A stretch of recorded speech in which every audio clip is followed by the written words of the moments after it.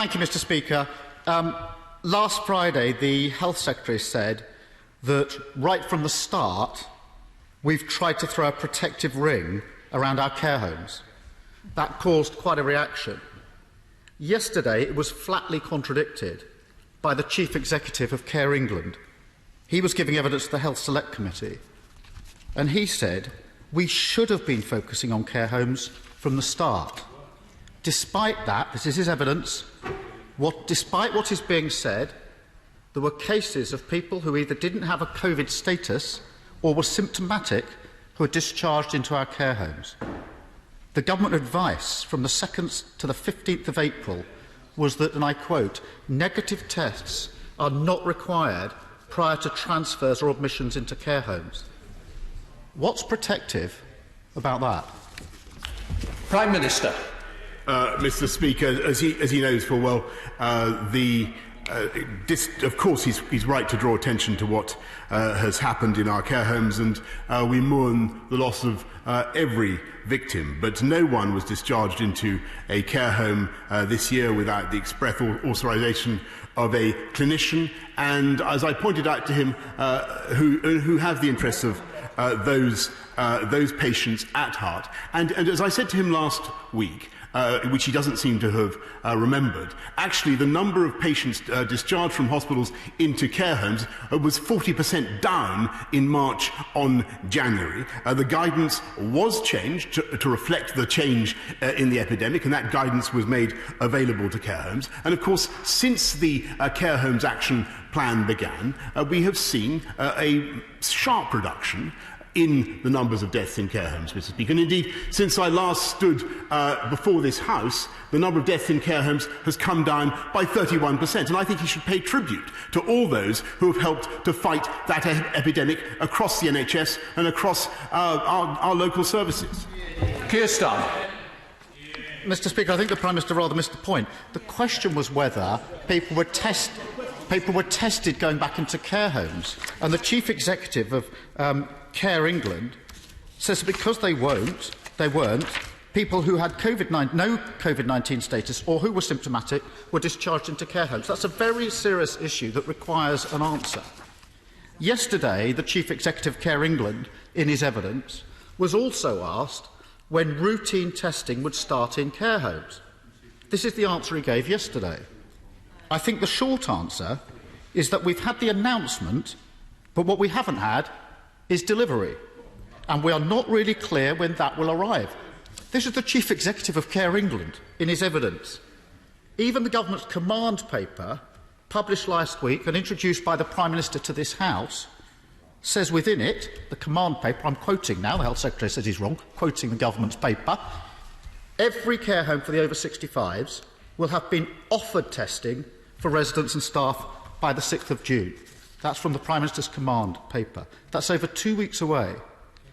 What's causing the continued delay in routine testing in our care homes? Prime Minister. Mr. Speaker, I'm afraid he's simply in ignorance of the facts, because the reality is that already 125,000 care home staff have been tested. 118,000, perhaps he didn't know that, Mr. Speaker, 118,000 care home workers have been tested, and we are absolutely confident that we will be able to increase our testing, not just in care homes, but across the whole of the community. And thanks to the hard work of my right honourable friend and his teams, we will get up to 200,000 tests in this country by the end of this month. And he may know, perhaps it's one of those statistics, international comparisons he hesitates to make, but actually this country is now testing more than virtually any other country in Europe. Keir Starmer. Mr. Speaker, again, the question was when routine testing would start, and the Chief Executive of Care England, who knows what he's talking about, gave evidence yesterday that it hasn't. If the Prime Minister is disputing the evidence of the Select Committee, that's his own business. Order. Secretary of State for Health, please. I don't mind advising the Prime Minister, but you don't need to advise the opposition during this.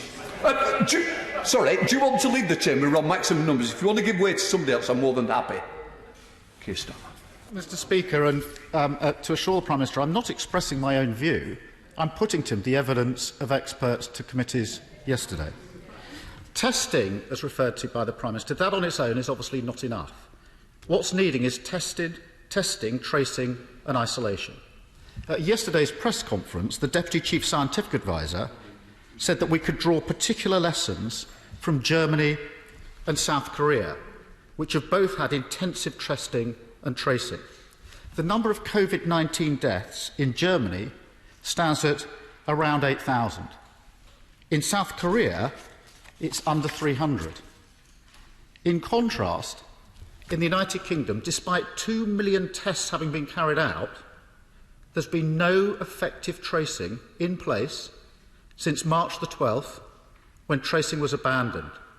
That's nearly 10 weeks in a critical period without effective tracing. That's a huge hole in our defences, isn't it, Prime Minister? Minister. Mr. Speaker, I must say that I find it peculiar because I've given the Right Honourable Gentleman repeated briefings on this matter and many others. He's perfectly aware of the situation in the UK as regards testing and tracing in early March. It's been explained many times to him and to us. But what I can tell him, and I think his sort of feigned ignorance really doesn't come very well, but what I can tell him is that today I am confident that we will have a test and trace operation that will enable us, if all the other conditions are satisfied, and it is entirely provisional, that will enable us to make progress. And I can tell him also that by the 1st of June, already we've recruited 24,000 trackers, and by the 1st of June we will have 25,000. They will be capable of tracking the contacts of 10,000 new cases a day. And to understand the importance of that statistic, I should just remind him that today the new cases stand at 2,400. So we're making vast progress in testing and tracing, and I have great confidence that by June the 1st we will have a system that will enable us, or will help us very greatly to defeat this disease and move the country forward. And I hope, therefore, that he will abandon his slightly negative tone and support it. Keir Starmer. 34,000 deaths isn't negative. It's negative. Of course I'm going to ask about that. I'm quite right too. The Prime Minister knows, he says feigned ignorance. For 10 weeks, there's been no tracing, unlike Germany and South Korea. And tracing is critical. There's no getting away from that. There's no getting away from it. The Prime Minister knows it's absolutely vital. He made a great deal of it in his speech to the nation Sunday week ago. He said we cannot move forward unless we satisfy the test that he's set, one of which is test, a world-beating test and trace system. World-beating. Leaving aside the rhetoric, effective will do, there now appears to be some doubt as to when this is actually going to be ready. This is the last PMQs for 2 weeks. Can the Prime Minister indicate that an effective test, trace and isolate system will be in place by the 1st of June, Monday week? Prime Minister. The Right Honourable Gentleman seems to be in the unhappy position of having rehearsed his third or fourth question without having listened to my previous answer.